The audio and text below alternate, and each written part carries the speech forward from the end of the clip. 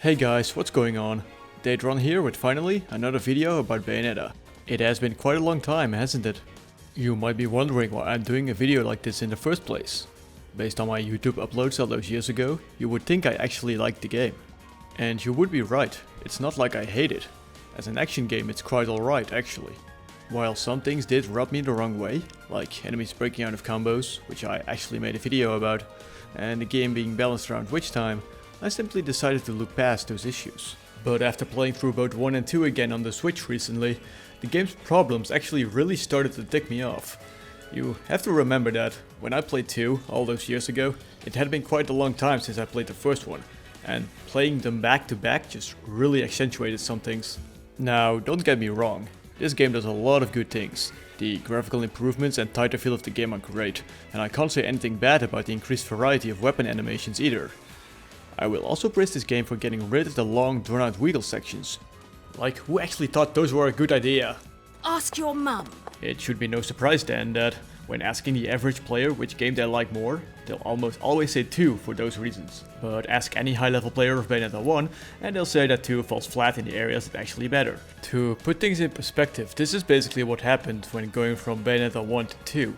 They lowered the skill floor, but also lowered the skill ceiling at the same time. This is pretty bad for the game's health. What they should have done is lower the skill floor, but keep the skill ceiling the same or even increase it, so that even experienced players can feel some challenge from the game. So what exactly is wrong with Bayonetta 2's mechanics? Let's go through them one by one. I've got 4 main issues I want to talk about. Umbran Climax, Witch Time, the ranking system and the enemy design. This video doesn't cover all of the minor issues the game has, but for those, look no further than the video description box. But anyway, let's just dive right in and start with our first main issue. Let's begin with what I feel is a mechanic that's extremely detrimental to this game, and that is Umbran Climax. The concept of this super mode is fine. You use magic to power yourself up for a short time, like the serious mode from Bayonetta 1. It also makes your health regenerate and makes you immune to hit reactions when taking damage. Nothing wrong there. I don't think the addition of this system is bad by itself. What is bad is that the super mode is just seriously unbalanced when looking at all the other mechanics in the game. Let's start with the amount of magic it takes to activate. Umbran Climax costs 1 bar to activate, which is way too low when you consider the fact that the magic cost of every other move in the game hasn't been adjusted since Bayonetta 1. Torture attacks still take 1 bar. And Heal Stomps and Tatsusanko still cost 3 orbs. This is a problem because Umbran Climax does everything those moves do, except even better. Why spend 3 orbs, almost half a bar of magic, for 1 instant Wicked Weave using Heal Stomp, when you can just hold on to that magic and activate Umbran Climax later to clear the entire screen? Usually getting in 10 weaves on average? Not to mention that the Wicked Weaves of Umbran Climax are actually more powerful than other weaves as well. The game pretty much forces you to use Umbran Climax because it alone trivializes everything else. But that's not all, because Umbran Climax only costs 1 bar, and building up 1 bar was pretty easy in Bayonetta 1, they nerfed the magic gain significantly. I don't have exact numbers, but I feel like it's at least 4 times as slow. This just makes the situation even worse, because every orb you obtain becomes more precious, so spending them on anything but Umbran Climax is pretty much a waste. What this does is pigeonhole a player into one playstyle, slowly build up magic, and release it with Umbran Climax. While this is very much what a Climax entails, it does nothing to improve on the gameplay of the first. This genre is defined by the many different playstyles of its players, but now we have Bayonetta 2, where the high level of play is literally using Umbran Climax, spamming the same button over and over and walking out with a pure platinum. There are a couple of more problems with it as well. For example, the game's enemies and ranking system feel balanced around this mechanic. It's really a shame that they fluked so badly on what should have been a very cool mechanic. For now, let's move on to the next major issue with Bayonetta 2, and that is the Witch Time mechanic. Witch Time has always been one of the main elements of this series. Touch an attack at the last second, you are rewarded by slowing down all the enemies on screen, allowing for massive punishes. Its length is determined by a couple of factors. First of all, you can either use the normal dodge, bat within, or perfect parry enemies with the moon accessory. Doing a perfect parry gives you a boost to the length of Witch Time. The base length of Witch Time is 2 seconds for a normal dodge or bat within, and 3 seconds for a perfect parry. Secondly, the base length can be increased by attacking enemies. Every attack you landed would increase the duration up to double the base length, so 4 seconds for a normal dodge and 6 seconds for a perfect parry. Besides slowing down time, it also improved the properties of some of Bayonetta's moves. Enemies would react differently to getting hit by certain attacks in and out of witch time. Last but not least, witch time was not activated on every attack you dodged. The attacks from Gracious and Glorious would not give witch time unless you did a perfect parry, and this goes for most boss attacks as well. Bayonetta 2 makes a lot of changes to the system, starting with the length of it. It is now based on a number of different, honestly confusing factors. Attacks from lesser enemies give more witch time than attacks made by more dangerous opponents and bosses. And raged enemies also halve the amount of witch time you get. Unfortunately, it is no longer possible to increase this base length with a perfect parry. This means high level players aren't rewarded for pulling off skillful moves. You can still double the base length by attacking an enemy in witch time, but 2 seconds really isn't something to write home about. Witch time length is too short to really do much with. That feeling of being rewarded for a successful dodge is all but gone. But the shorter length could be looked past, if that was the only issue. Unfortunately, it is not. The main issue is that the game is balanced entirely around witch time. In Bayonetta 1, the hardest difficulty took away your ability to witch time completely. And as said before, there were a lot of enemies and bosses where dodging their attacks would not give witch time either. As the player went from normal to hard difficulty, enemies like Gracious and Glorious appeared more often, which slowly eased the player into fighting without witch time. Then when they got to the highest difficulty, the training wheels would get taken off. No more witch time, only your own skill to get you through the battles. This worked just fine, because the game never required witch time in the first place. This is not the case in Bayonetta 2. In this game, witch time is mandatory. Everything you could do previously outside of witch time, you can no longer do. You can no longer launch enemies outside of witch time, you can no longer relaunch enemies in aerial combos either. Enemies will parry constantly outside of witch time, interrupting your combos. Humanoid bosses will dodge literally everything you throw at them, unless you're in witch time. This turns the game from a game where the defensive and offensive layer work together flawlessly, to a game where you're on the defensive more than anything. What happened here? Why was this changed from Bayonetta 1? Just like Unburned Climax, the game now forces you to play to its very specific rules. This linear, forced playstyle is not what these games are about. Platinum Games of all developers should know this, and it baffles me that this is even the case. But enough talk about witch time, let's move on to the next main issue I have with Bayonetta 2, and that is the enemy design. A great combat system is nothing without great enemy design to back it up.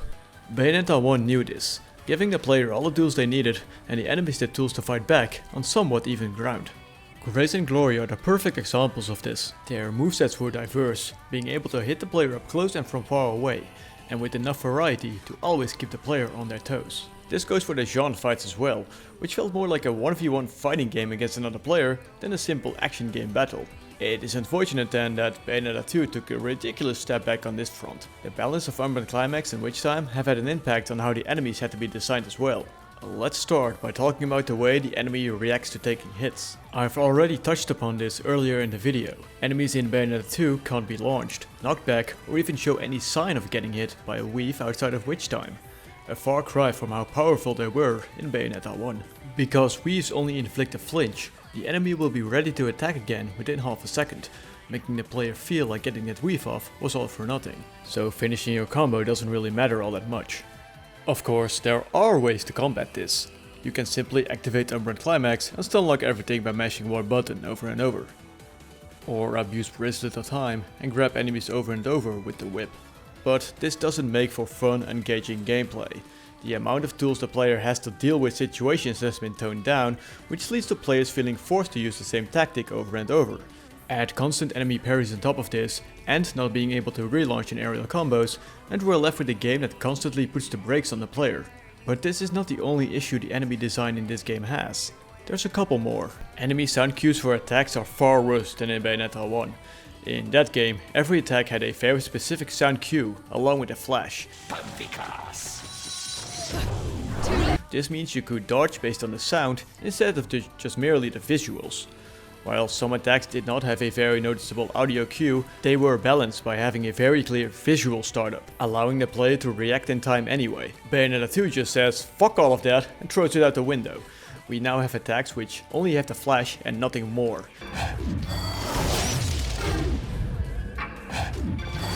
This makes dodging in a group of enemies ridiculously difficult. All you hear is the constant flashing of attacks, but you cannot discern between attacks, leading to guesswork on the player's side.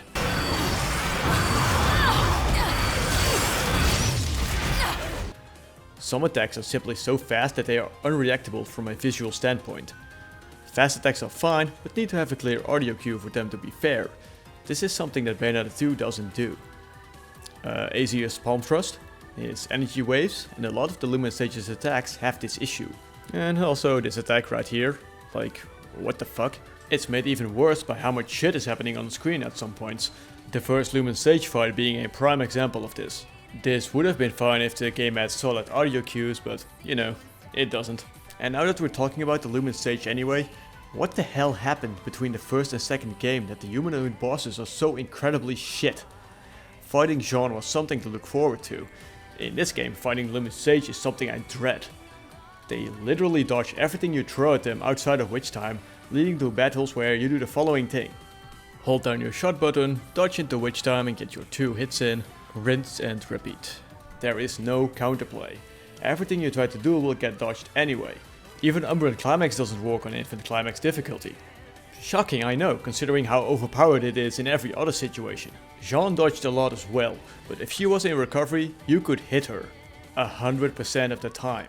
There were clear rules to the fight, but hey, I guess this is what happens when you cater to a different kind of audience.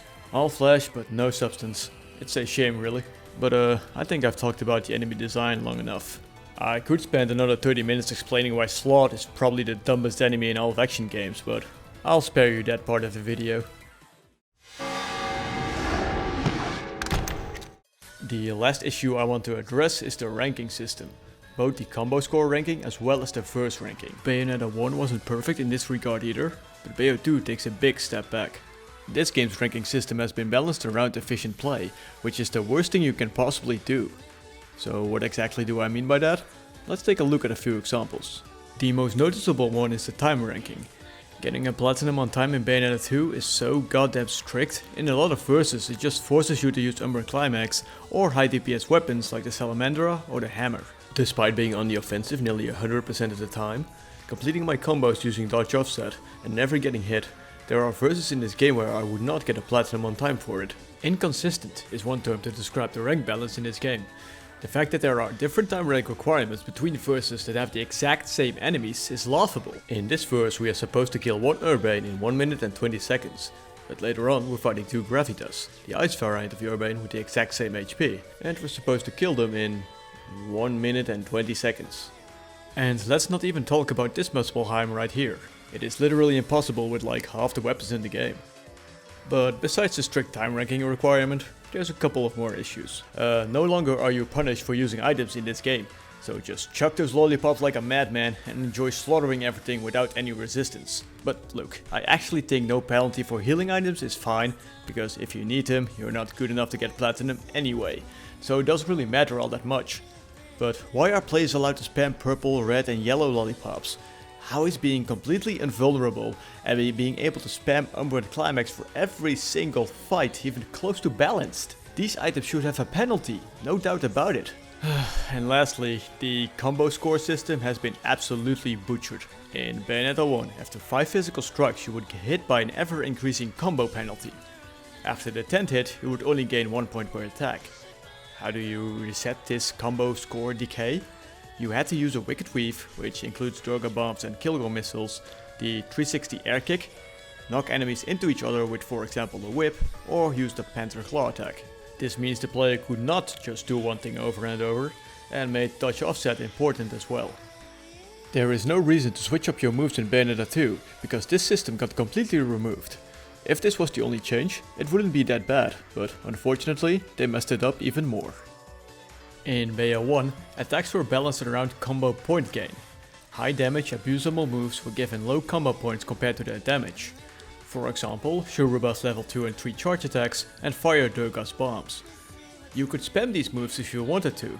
They would give you an edge in battle by dispatching enemies more swiftly, but in many cases you would not be able to meet the combo score requirement for platinum rank. This system alone already made it so that the player had to use different moves. You had to balance the usage of wicked weaves and other high damage attacks with lower damaging physical strikes.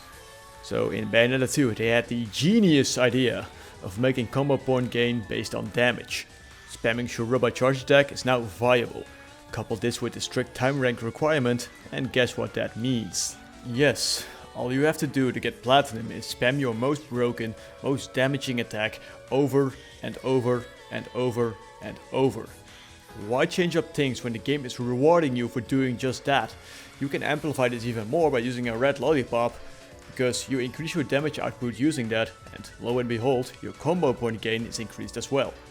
This is just so incredibly stupid. We had a system that was balanced perfectly and required at least some thought. Now we have a system where players can close their eyes and mash their one button and get rewarded for it. Anyway, I think I've said enough, guys. These are my main issues with Bayonetta 2, and these are issues that have to be fixed for Bayonetta 3. If you've watched all the way till the end, I just want to thank you very, very much. I don't normally do these type of videos, in fact this is my first one, so the pacing might be a bit off and my points all over the place, but I hope you understand where I'm coming from all the same. Up next I will be doing a video talking about Bayonetta 3 and what I hope to see in it, so look forward to that. In any case, I'll see you guys next time.